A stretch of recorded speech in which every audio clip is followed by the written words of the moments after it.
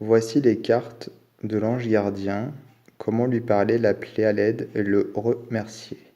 Aux éditions De Vecchi. Donc c'est un jeu de 40 cartes qui se présente dans un coffret plutôt solide. En fait, les éditions De Vecchi ont fait plusieurs coffrets du même style, notamment le tarot des chiens, le tarot des gitans, les cartes du Feng Shui, les tarots celtiques. Voilà, il y a eu pas mal de jeux avec des cartes du même format, un petit livre qui est plutôt bien fait. Dans ce genre d'édition-là, je trouve que les livres sont vraiment utiles et chargés d'informations.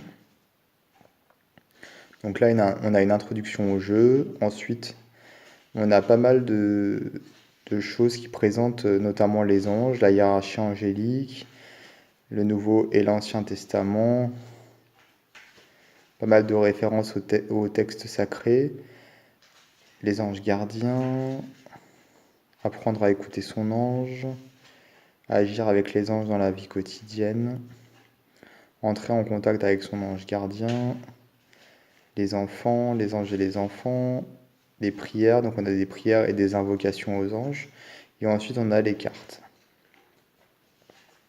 Alors les cartes, elles se présentent sous 10 catégories. Il y a les anges de l'énergie vitale, donc ce sont les cartes à fond rouge. Et là, on a effectivement le numéro des cartes, donc c'est vitalité, abondance, générosité, activité. Les anges de l'émotion sont les cartes orange, avec partage, guérison, gratitude, humour et liberté. Les cartes jaunes, ange de l'action. Les cartes vertes, ange de l'amour. Les cartes roses, ange du secours. Les cartes bleues, ange de la communication.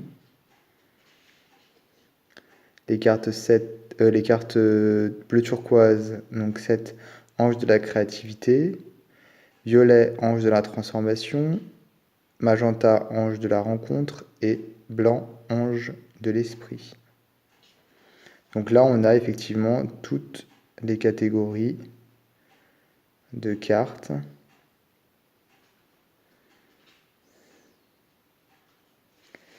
Et ensuite, on a les cartes. Donc on a le message de la carte, la signification de la carte et le conseil. Donc ça pour toutes les cartes. Par exemple, si je prends la carte numéro 25, sincérité, alors le message c'est regardez à l'intérieur de vous-même. Signification, cette carte vous rappelle qu'avant d'être sincère avec les autres, il faut l'être avec soi-même. Apprenez à être objectif, c'est-à-dire à assumer ce que vous êtes.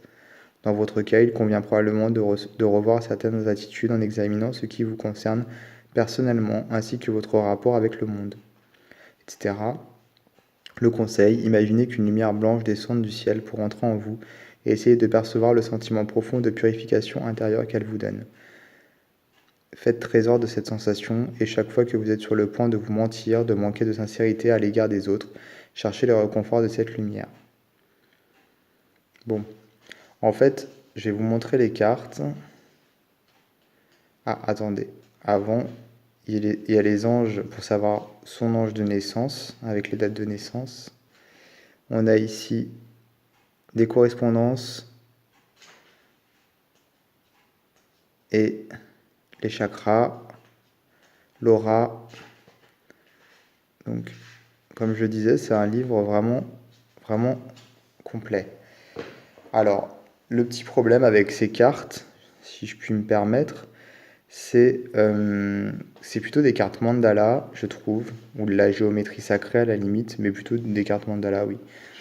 Plutôt des cartes sur les anges, puisque à part le dos, le titre, et même les messages des cartes, et les significations dans le livre, c'est plutôt basé sur le développement personnel, sur comment positiver, comment se transformer, travailler avec les énergies.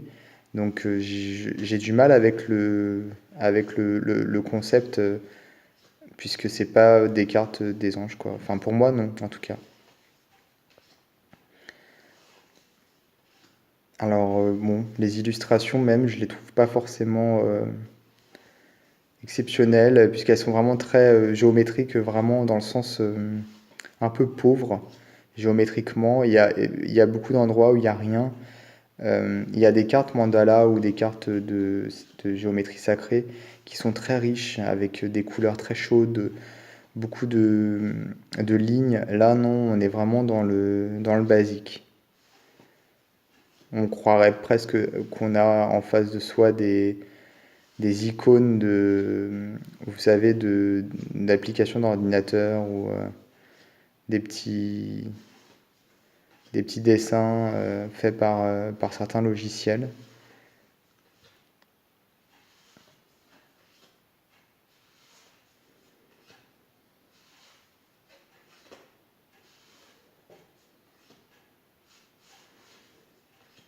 Alors les cartes, elles sont grandes. Elles sont dans un papier un peu presque canson, un peu plus épais. Donc il y a du grain, il y a du relief. Elles sont fines, parce que c'est plus du papier que du carton.